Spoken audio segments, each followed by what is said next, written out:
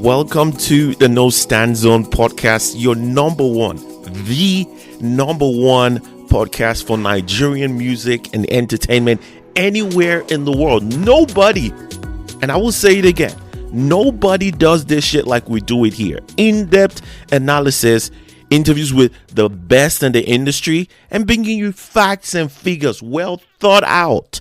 Not just, shouting out who's got my money or who is on social media. We're better than what the blogs are giving you out there. The foremost podcast for Nigerian music and entertainment. Get that. I'm Double T. I'm your host. Good to have you here. That you should feel proud. You're listening right now. You should feel like you're in the right place. You should feel settled. You should feel calm because you're getting the best information right here. The things I'm revealing here, the things we're talking about here, are not being spoken about in any other place. In fact, we are driving the conversation. And I say we because both of us, I'm speaking, you're listening to me. We are driving the conversation in the Nigerian music industry right now.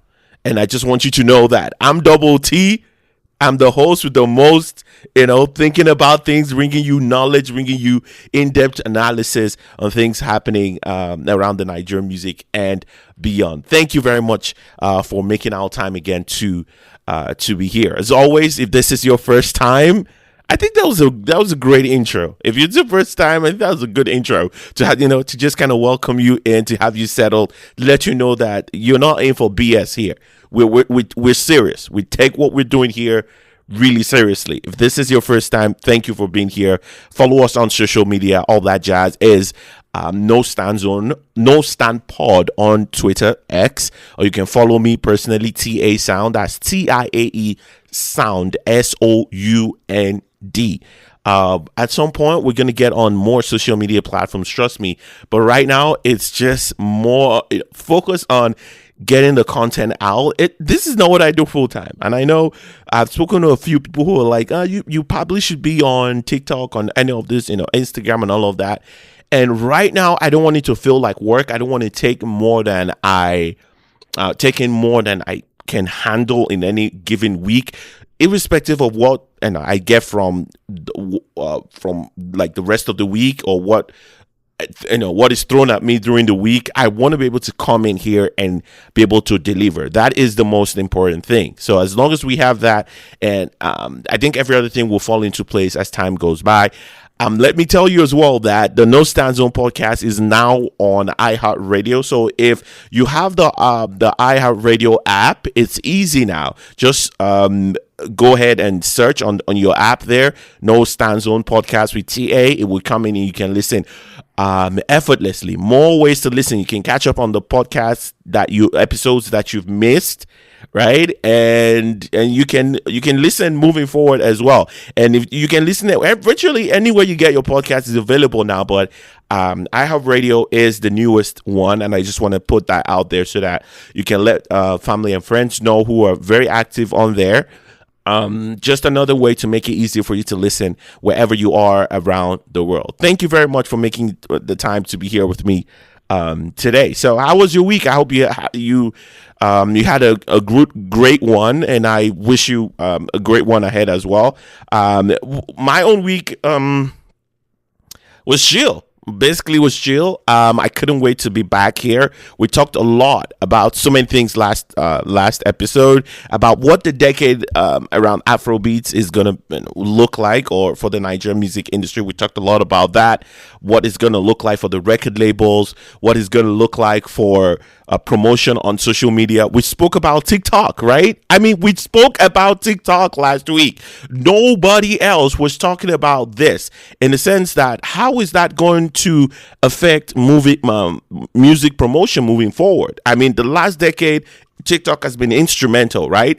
Now that TikTok might be changing hands, or there's going to be a lot of, for sure, restructuring from the reports we're getting. For sure, there's going to be a lot of restructuring happening in that industry, in that company moving forward. How is that going to affect how is that going to affect Afrobeats, who one of the beneficiaries of this app, whose algorithm has really helped to push the music to different parts of the world, right? With people moving to Red Note and other platforms now, how is that going to impact us? Is the algorithm still going to be the same? Are we still going to be able to benefit from it? Is the app still going to be beneficial to artists, musicians, and all of that, or is it going to become like X, where the algorithm is strict towards certain things, and you're not really seeing, the algorithm is just not as effective as TikTok is. Most algorithms are not. So it's going to be interesting to see how that goes.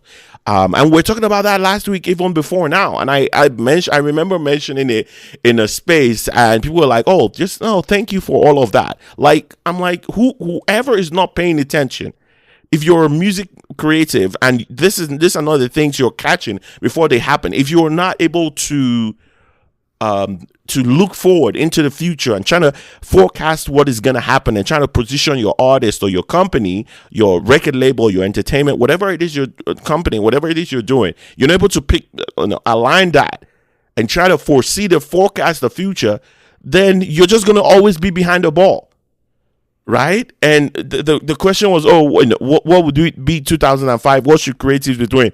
If you're a creative, you're not thinking about the year in view. In fact, every of the music creatives, I think, usually should be thinking 6 months ahead of time. So if you're a music creative and you have an artist releasing music in the first quarter of the year, between January and April, right? That means you've probably been working on this since June, July, August last year, to make sure that a lot of things happen, like things you do before the album, on the album release, and things you do after. What is the goal? Like the tours and so that question of what is 2020, what should creative be doing in 2025?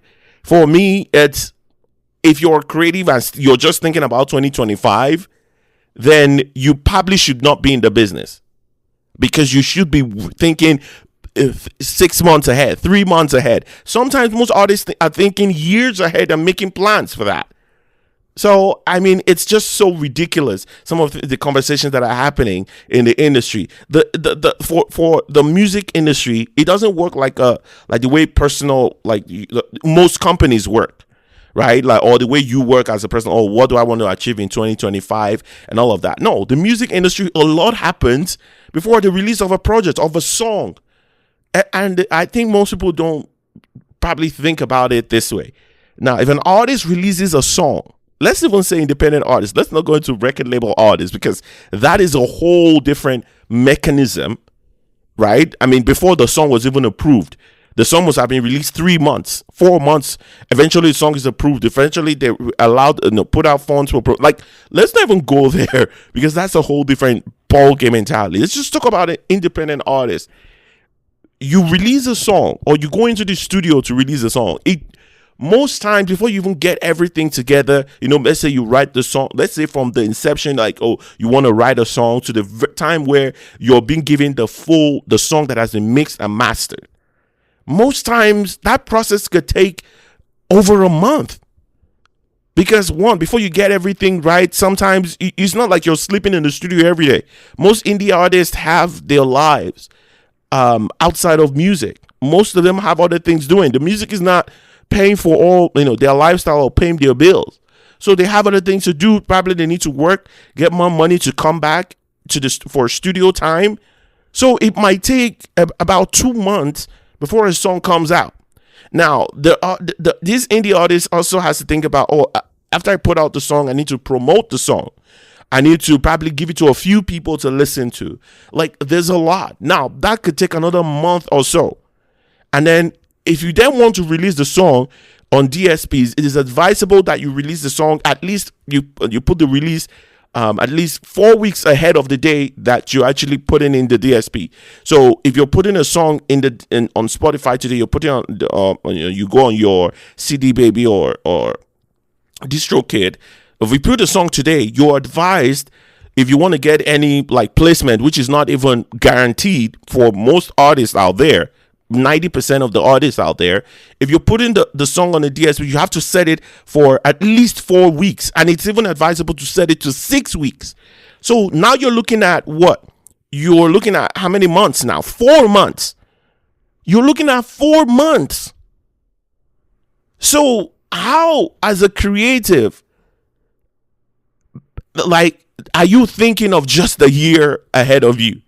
You have to be thinking, like, there's no way anyone works in the industry and they're looking at just the year ahead of them. You have to be looking 6 months ahead. How are we going to do this? Now, from the time you already have the song ahead, you're already thinking, okay, what am I going to do 2 months from now when the song eventually gets released? You know, what am I going to do for promotion? Like, you have to be way ahead.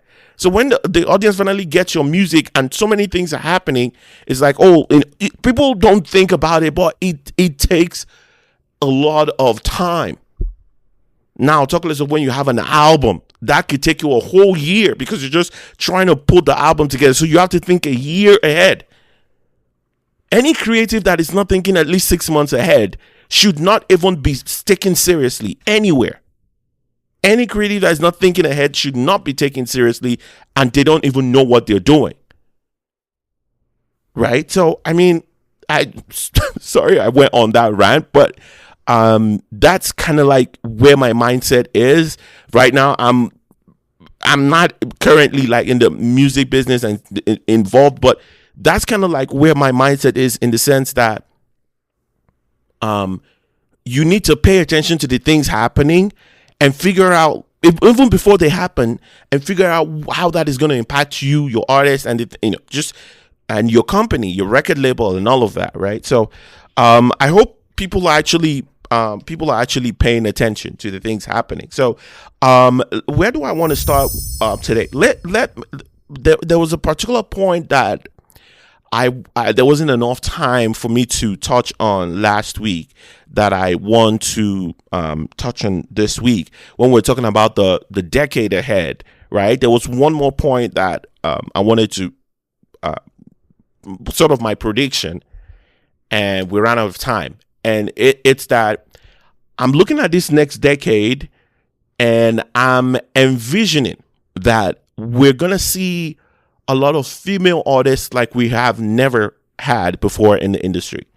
Now, let me also mention that I'm thinking a lot about this one. This particular one I'm thinking a lot about.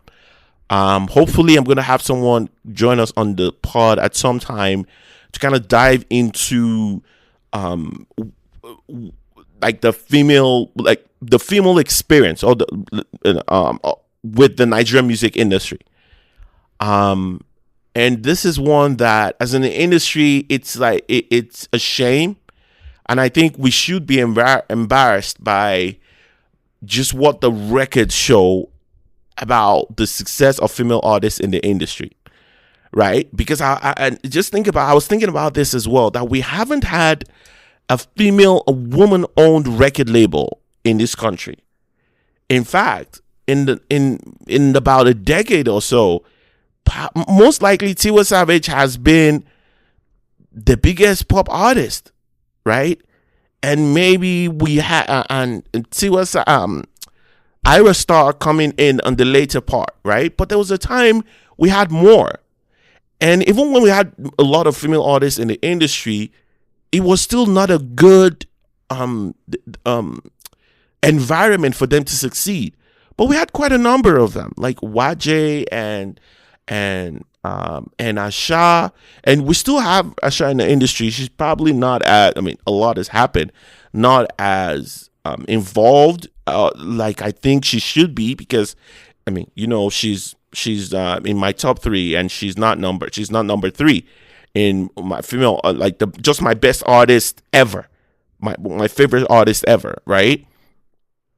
So we've always had so many and even rappers as well, Buki, and I could go on and on mentioning some of these female artists, but it's like the industry has never really created an environment for them to succeed. And I'm looking at this next decade, and this one, I would say it's It's less of a bold prediction and more of a what I'm hoping for, strongly hoping for, that this next decade we probably could have, you know, big changes happen in the industry. For example, have a strong record label owned by a lady, a woman. Now, I'm not the reason why I'm hoping for that, and I know there's be some people say, what does it matter if it's a man or a woman that owns the record label and all of that, right? But I think sometimes when you have, especially people who haven't been heard for a long time like that, and who haven't been given the right conditions to succeed. Let me give a general, like minority groups, for example. The moment you put them in the position of power and you empower them, not just giving someone who's who's unqualified. The moment you open the door and make it easy for, and not like easy, let me choose the right word. You open the door for everyone and recognize even the people who are qualified in that minority group. The moment you give them a voice, it helps you understand, other people and the journey of those people. And I think that's what it is. The moment we have female entrepreneurs in the industry, I think it would help probably the rest of the industry know how to probably treat women or how to create an environment for them to succeed. Because, I mean, we could kind of just follow the lead now, right? Because the industry, is dominated by men, right? And let me just keep it there. And the more I'm thinking about this now, I'm like, we need to have someone join us on the pod. I'm strongly thinking about this. Probably this week, I'll reach out to someone that I think can help with this, and she can kind of help navigate this. But get back to the point that this decade, I'm envisioning that we're gonna have as much mainstream female artists like we've never had before. We're gonna have more of them involved in the industry, from producers, and I'm not talking about people on the underground. I'm talking about people mainstream and the front facing in the industry. We're gonna have a lot of female or women involved in that as well, like from production to like the artist as well, to maybe owning record labels, the strong record labels that can compete with the ones that exist today. So I'm looking at the next decade, and I think it's, as I'm sure some people will say, it's very bleak, and I can understand that. But I think I'm looking at the next decade, and I'm saying there isn't a better time to come into the industry as a female artist than right now. I mean, the world is there to listen. The industry is a lot more structured than it has been the last 20 years. So yeah, that's just kind of like my prediction on that. Hopefully that happens. It's gonna be a great thing to see. And I mean, the more kind of representation here, I think the better for everyone. It's not even a thing of, oh, why should it be so and so person? If the opportunity is there, right, and someone comes up, they should be celebrated. Honestly. All right, so that just kind of concludes my looking at my look or my predictions for this next decade. And if you are listening for the first time and you missed that, you should listen to episode 42. That's basically what all of that episode is about, a deep dive into sort of what I see this next decade would hold for the Nigerian music industry or for Afrobeats generally. So go listen to that just to get a quick rundown. So let's take a look at where I love to start. Also, new music. What am I listening to right now? See, let's start here. I was asking you guys about your week earlier, and I have to tell you, this past week was awesome. And it wasn't just it was awesome because of the music, right? And I have to tell you that there are 3 songs, right, that I listened to, and it was like, I had to like invite people over, sort of. That's kind of like the feeling, like inviting people over and just play these 3 songs, and that's all we jamming to. Yeah, just invite people over and we're just jamming to these 3 songs. This just felt good. I don't even have a lot of criticism about it, but it just felt really good. Now, the 3 songs that just, for me, it was just vibes. Because let me also say that there weren't too many music out there that I was impressed with this past week, so I'm not even going to speak about that. Let's just kind of focus on these songs before we dive in. Yeah, I wasn't really impressed with a lot of music that was out this past week, so let's just kind of leave that on the backside for a bit. But let's just talk about this 3. So there's this song titled Lemonade by Drizzly and the Therapist. Oh my gosh. See, I just, the moment I press play, I just it was just like a party in here. Like, just give me the drinks, give me the lights, and let's just vibe all through.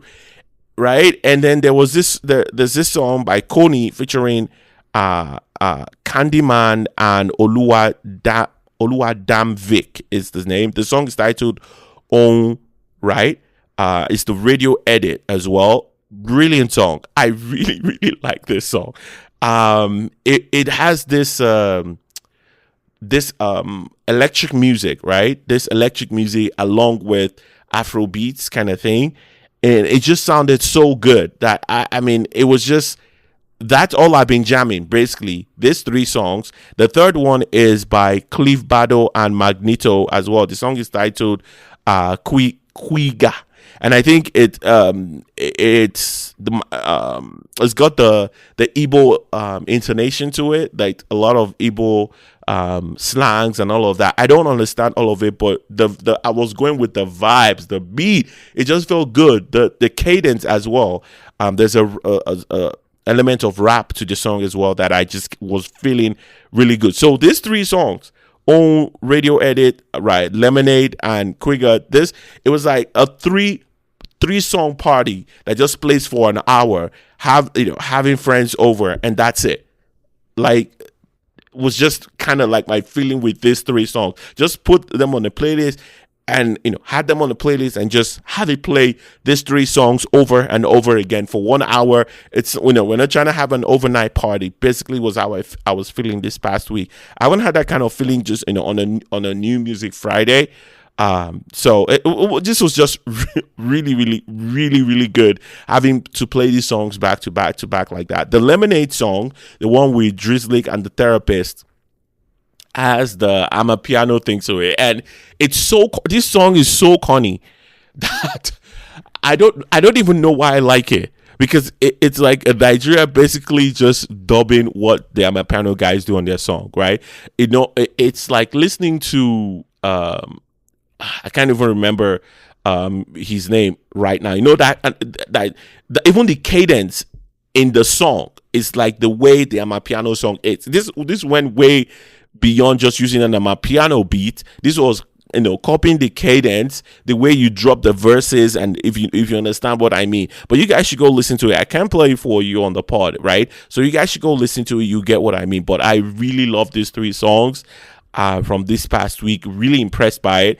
Maybe another one that really caught my attention is, Terry Apwala, he's on a roll here. It featured Bella Shmurda on the song titled Bride Price that I really enjoyed as well.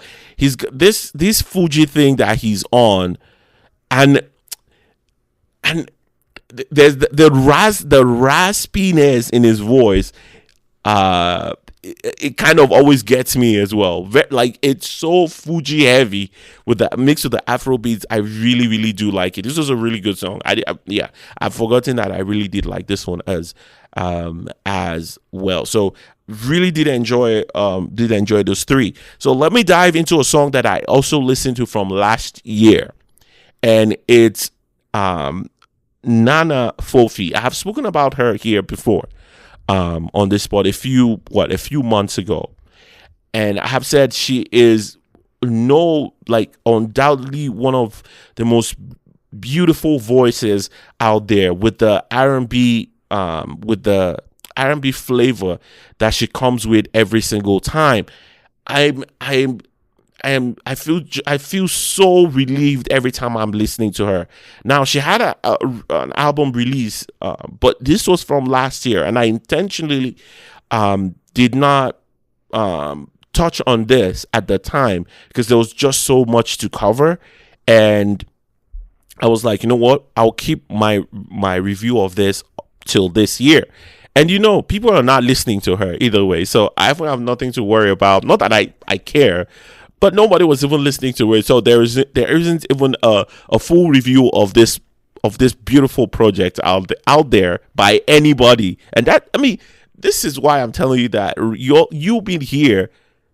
This is the best place you should be for analysis and just the best updates from this, Afrobeats and West African music.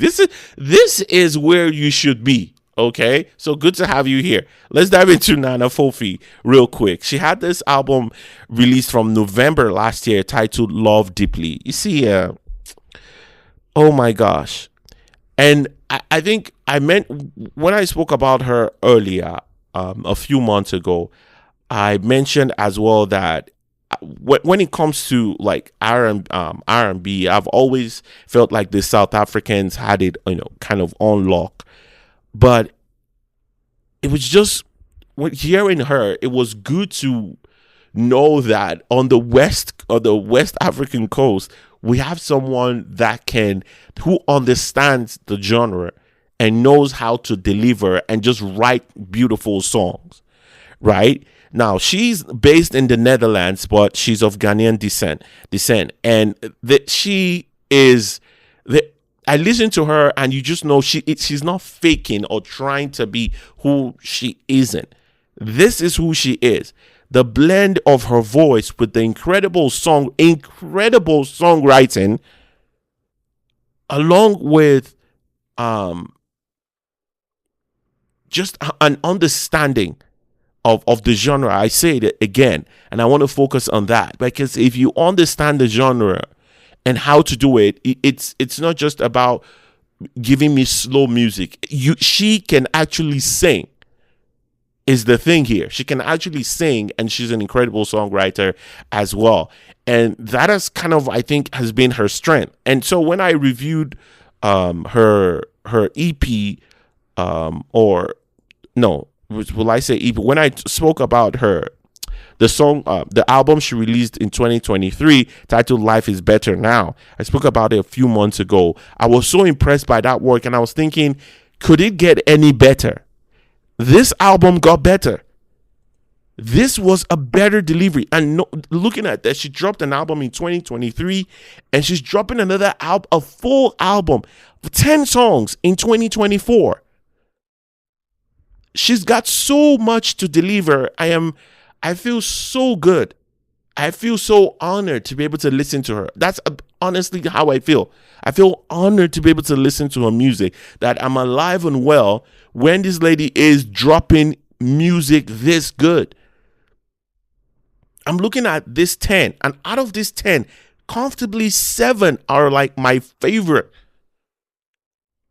Right? Like, undoubtedly. And the first one on the album, what is it called?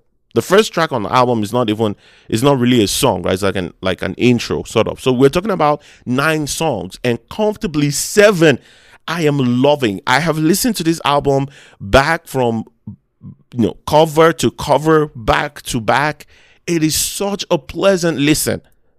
This is an incredible body of work. I am so impressed. I can't stress it enough how great of a project this is by Nana Fofie. I'm impressed with the work. Is basically is basically what I said. She's holding down this Afro R&B down, effortlessly at this point, raising the bar.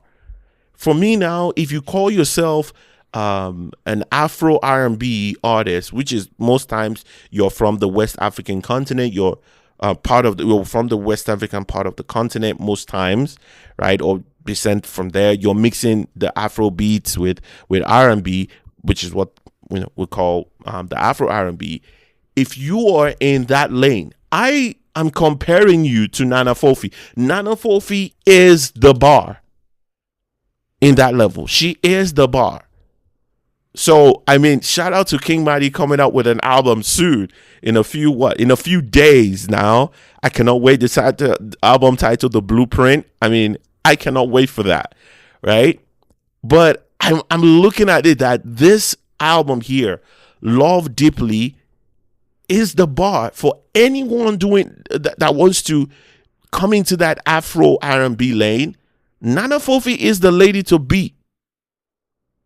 And I'm honestly, I would be, I mean, outside today, let me even say this. Outside of King Madi, I don't see anyone even coming close. I don't know any artist that can come up with an Afro R&B project that will beat this. Okay, I think Tiwa Savage did an incredible Water and Gary last year. Let me not go. I mean, that was, ooh, it's like one of my top 3 projects from last year, top 5 projects from last year. So, but I don't see anybody coming up with anything this year, man. So this album is already up there with one of my favorite albums for 2025. And I know it was released in November of 2024. I think November 15, 2024.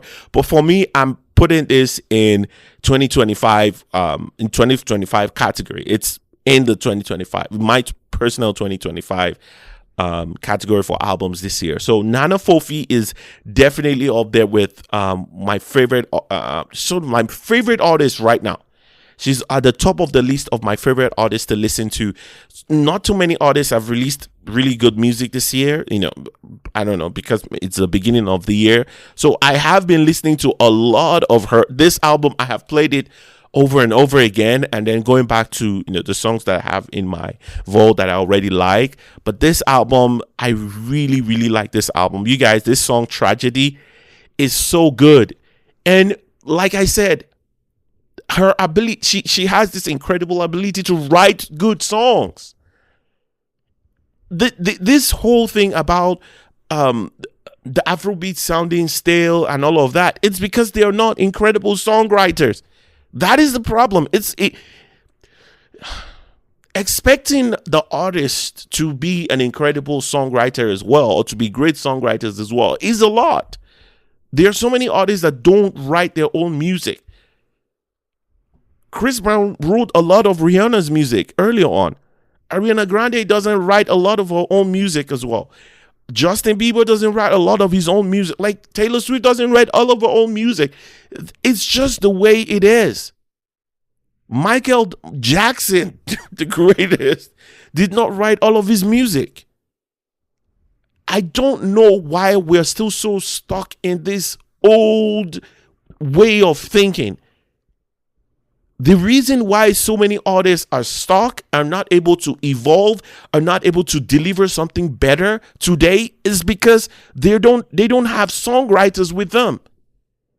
And the thing is, even rock artists, like rock bands, use songwriters. In fact, rock bands, they're some of the most incredible songwriters, just the band itself, not the people they bring in. I have listened to there's a particular rock song that I usually listen to every now and then, that just kind of brings back some sort of emotions for me. I'm trying to quickly get it out for you so that you guys can go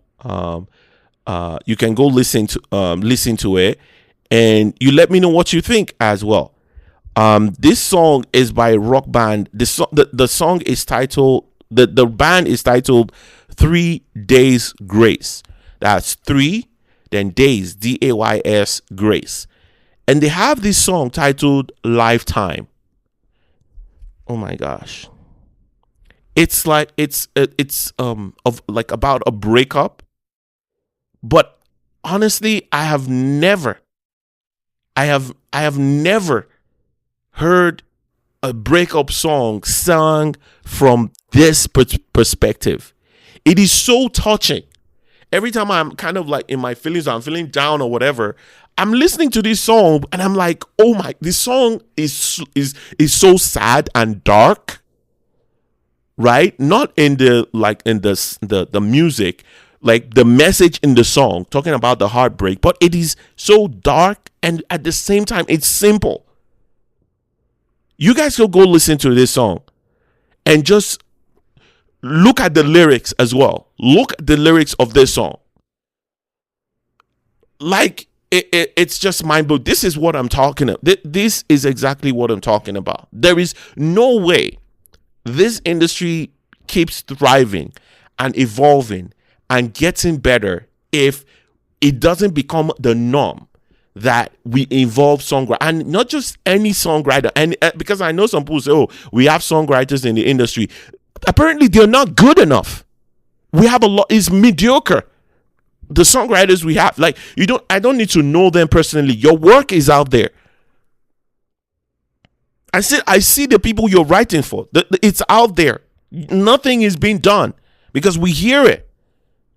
Most of the Afrobeats is pop music, right? And that's where songwriters even thrive the best, in pop, sounds. The genre, that's where you thrive the best. You can work around it. You can be slow, you can be fast. There's so much ground to cover, like, you can work with. So, I mean, there is no reason why someone like Buju isn't writing for people.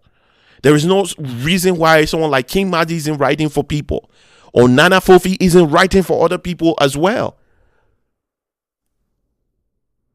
Right?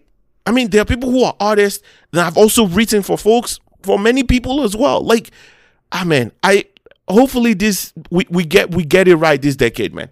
I am hoping we do. Because I think that's why let me even mention it. I think that's why someone like CK is stuck. They are. I mean, people can inflate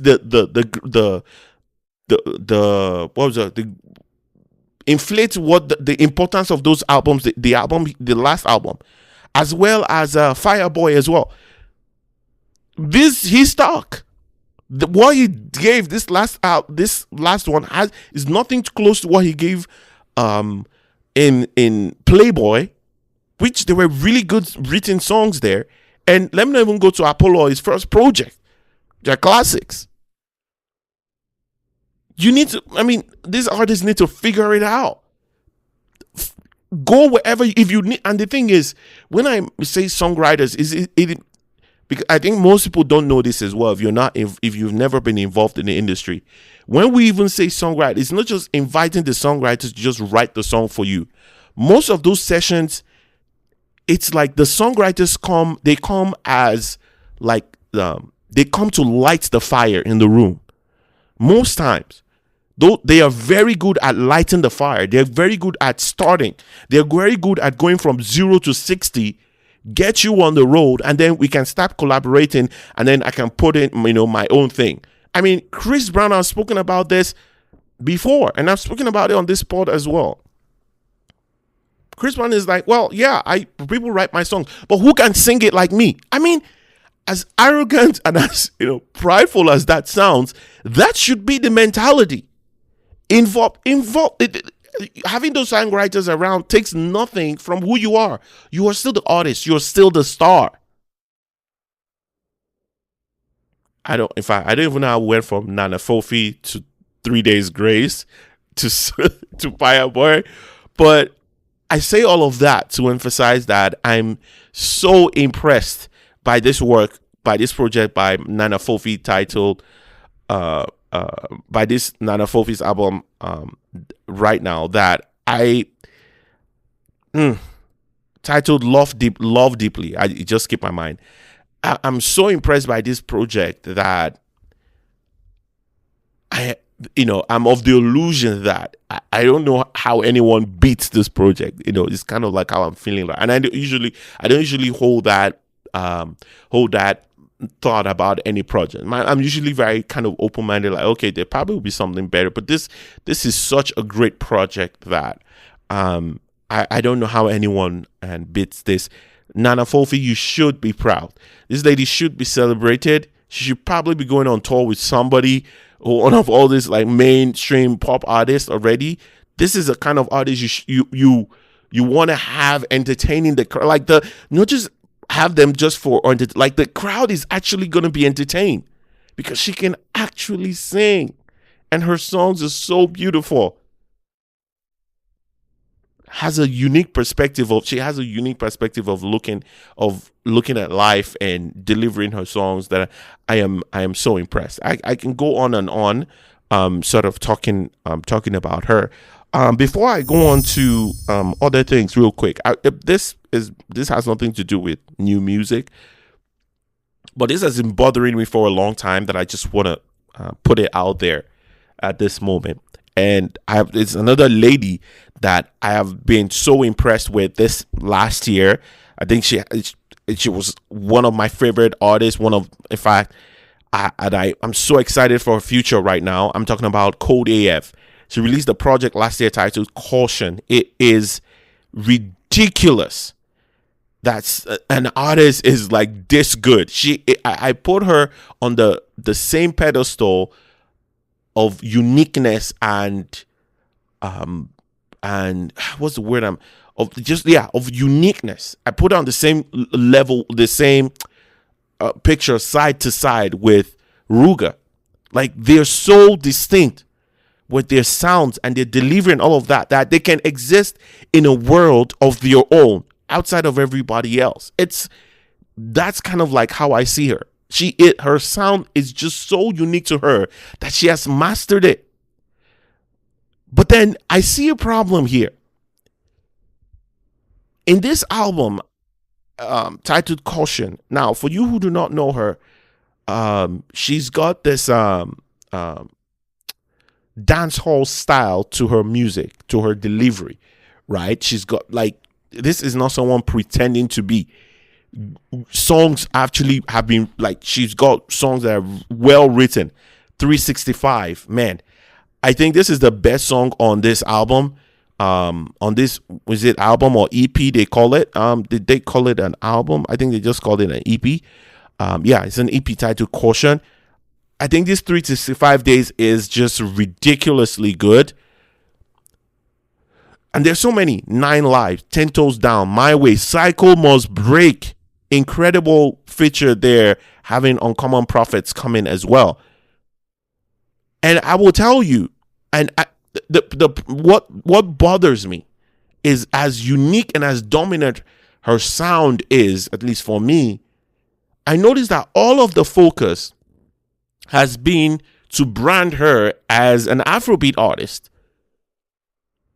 And I'm like, what is going on here? I noticed that the song that has been spoken about the most is this Afrobeat song, the Afrobeat, with the Afrobeat sound, like more pop sounding, is the Mayana. And I'm like, this song is not even good. Why are we even focused on this song? It's not even good. Come out here and dominate.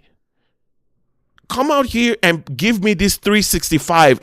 Come out here and come out with this bad bitch energy, for lack of a better word. You get what I mean? Whenever I hear a song, I'm like, I can use a song. If I need to go through a wall, right? I need to get through the brick. I need to punch a wall or use my head to bring down a wall. You know what I'm listening to? I'm listening to 365. Her song gives me that kind of energy. It's like it transferred. There's a transference of energy and drive. I can get through the wall. I can do this. The song is perfect for the gym. I can listen to 9 Lives and bro, I've got 9 lives. Let's go. Let me lift this. Okay, I don't lift weights. I was about to say, let me lift this 350 pounds. But I don't lift weight. But her song gives me that energy like I actually can.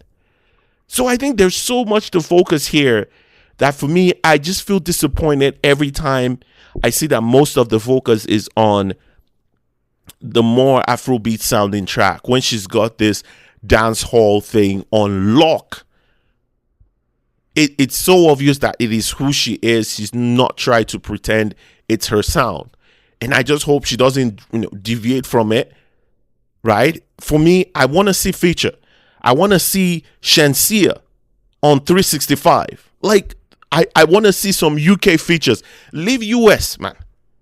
I want to see some UK features. This is not the end. This should not be the end of this Caution EP. Right? This should not be the end of this Caution EP. I feel like there's so much we can that can be explored here. Right? I mean, have some. You should probably have Byron Mensah.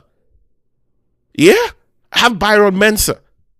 Have some of these dancehall artists or rappers collaborate with them. Nobody else is doing that in this industry. Like, reach out.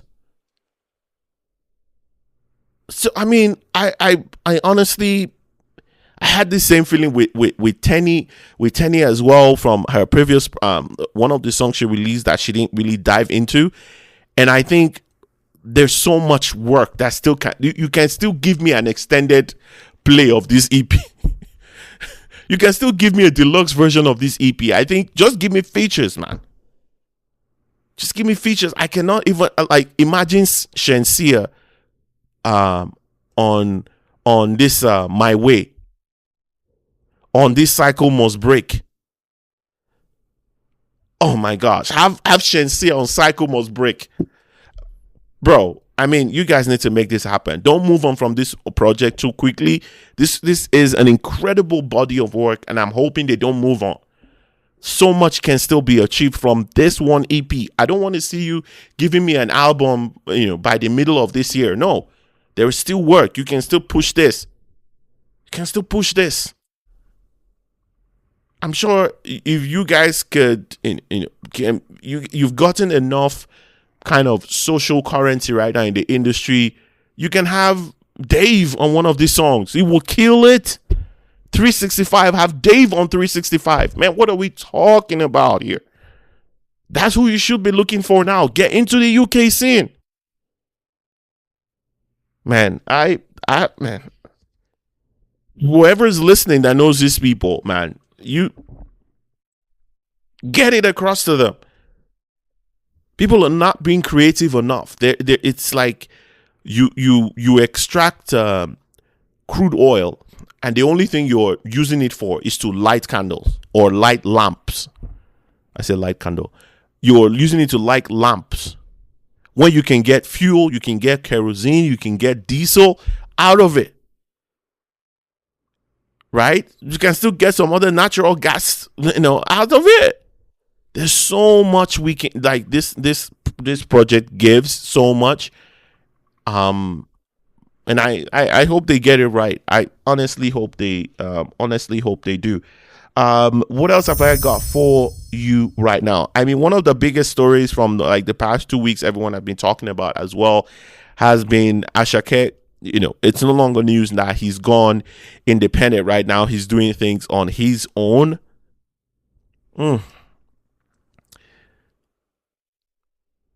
Every of all artists, and it doesn't matter how big they are, every artist that goes independent, you will go through the grind. Just like, it's not even like, let me give you one of the biggest examples.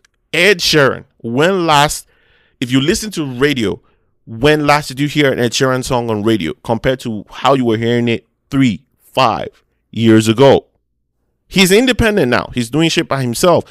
I mean, you need to understand that if you're coming from where there's a lot of help, no matter how big of an artist you are, there is going to be that dip, because record labels are still record labels. They still control a lot of things. A lot of reevaluation would have to be done. It doesn't matter how big you are, right? And I think when this rumor came out before it was confirmed that he's independent, I mentioned there that, well, he's going to have to figure things out. And apparently, I don't know how this latest move that we saw from him is going to help with that. But it looks like he wants to try something different. And we're going to wait to see how that helps, or how he's able to do it himself. That will help him get forward. He's no longer on the dreads. He's with low cut now, and he's got a lot of facial tattoos. You see, my problem is not necessarily the tattoos for me, because I'm like, I mean, he's a grown man. Anyone can do what they do. I don't know how I'm gonna have a tattoo on my face, because I just don't. I'm not capable of taking pain like that. Mine, for me, the one that really shocked me is him taking the dreads off. And I don't know if people understand this. A large part of Asake's appeal in 2022 was the visual. The visual. There's this aura. And there was this way he looked that was kind of street-like. At the same time, it was like, you can look at that and say, man, I also want to have dreads. I also want to, have dreads like he does. I mean, Tiae Vibes came out around that time, also had dreads on. A lot of artists have dreads on. I'm not saying it came with Asake, right? But I'm saying at some point, that was it. And that was a large part. The perceived aura that he gave, and just the aesthetics, is a big part of why he's a star today. And I think, every star needs to have that. So for me, it's like, why are you getting rid of that? And this is just my opinion. I'm like, I think it's too soon. And I think that's such a 360, but then at the same time, you're like, well, probably that is the point. He wants to get away from.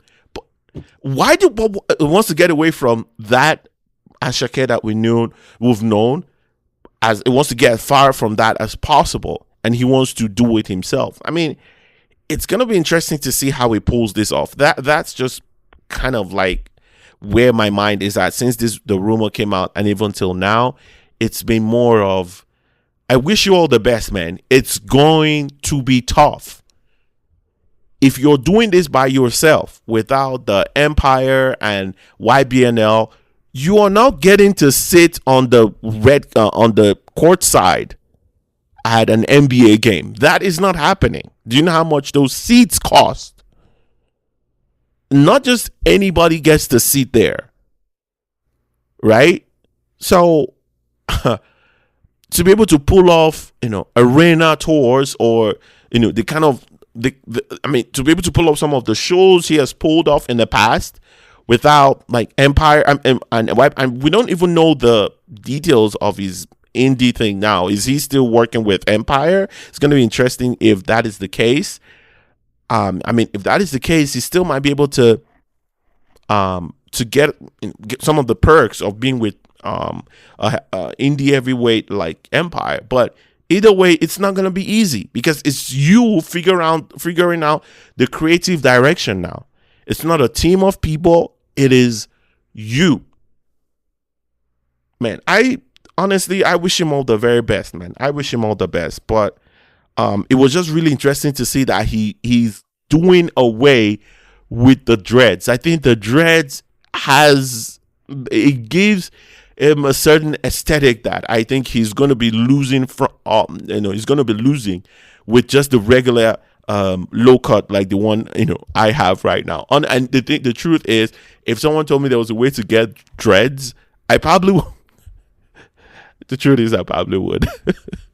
I probably would. So I probably that's where some of the bias comes from. It's like, you have it. Why cut it? I want it as well. I want the dreads as well. When you're looking at someone, you're like, you're not using this thing that you have. Let me help you use it. let me help you. Kind of like how I see that right now. But I wish him, honestly, I wish him all the very best. It's going to be interesting to see how he's able to keep his career going another 5 years and 10 years. And 10 years from now. And lastly, let me touch on this real quick. Or do I want to touch on this, or maybe keep it till next week? Let me keep this last one till next week. We'll talk about this one next week, because I think if I want to talk about this, it's gonna take some. This is gonna take some time as well. I probably want to dive into several things, and we might go way over time than I would like us to today. So let me see if there is anything else that I want to cover that will be real quick, right? That wouldn't take too much time. Give me a second here. Let me run through what I have got here. 1 second. You guys don't go. Oh, I saw this video. This probably doesn't matter or anything, and it just speaks to this one I want to talk about now. It just speaks to kind of like, it's cool to be Nigerian these days, right? It's cool to be not just African. It's cool to be Nigerian, right? And I've been one who I've been watching a lot of NFL. That's the American football games. At least I got into it this past year, so because I kind of understand it now. And one thing I wasn't expecting to see is there are a lot of Nigerians involved in the NFL.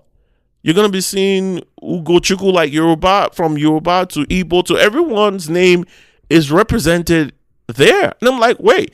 And they're not just like regular players. They're like really stars, like in really important teams, right? And every time I'm watching those games, I'm like, wow, it really is cool. And the thing is, the commentators are actually pronouncing the names better now, right? Like, I mean, the UK have figured out in when they're commentating games in soccer games in the UK, they pronounce the names better now. I mean, better than probably the folks in the US. And so when I hear some of these names, I'm like, oh, I mean, it's cool. Like, most people know they're Nigerian. Like, it's cool to actually be Nigerian. So when I saw this video, it was just really funny to me, just to listen. So Keke Palmer, American actress, and artist as well. I think she was an artist she's an entertainer overall. And I'm sure you guys know who Caesar is, incredible R&B American artist. And there's this video of them actually speaking, saying some Nigerian slangs, and it was just so funny. You guys should go check the video out. I don't know which I think were they on a red carpet or something, and they were saying things like "waiting happen," what, and just hearing them say. I mean, it was just so funny. It's nothing extraordinary. Sometimes I don't like focusing on some of these things, but it was just so cool to hear some of these things and to know that. And it was just really funny. And I hear as well that a lot of people are, going to Nigeria, some not having the best experiences. And the thing is, we need to let people know that it's not like honky, let me not use the slang. It's not like all heavens and all of that here. Like, it's still tough, and the country is still tough. It's still tough on the continent as well. But it's good to know that folks are like, the more we get to know each other, some of the frictions that exist on the internet conversations probably wouldn't. And it's not about black people in diaspora, black people on the continent. Means that we must be best of friends and love each other and all of that, and be doing whatever together. But I think there can be mutual respect. I think that it has to be the first one. That's what I'm most important about. I'm not saying everyone should just be like lovey-dovey all the time, but I think the more we get to know each other and see that we are more like each other, and everyone is just different because that's the way the world works. There can just be this mutual respect, and there wouldn't be any form of like expectation as well. right? That every Nigerian I meet has to be funny and this, or every African American I meet has to be so and so thing. But we can all understand and just respect each other for we are, respect each other's cultures, right? So I mean, that's just it for me. I don't want to dive into all of that because that's not what we do here on the pod.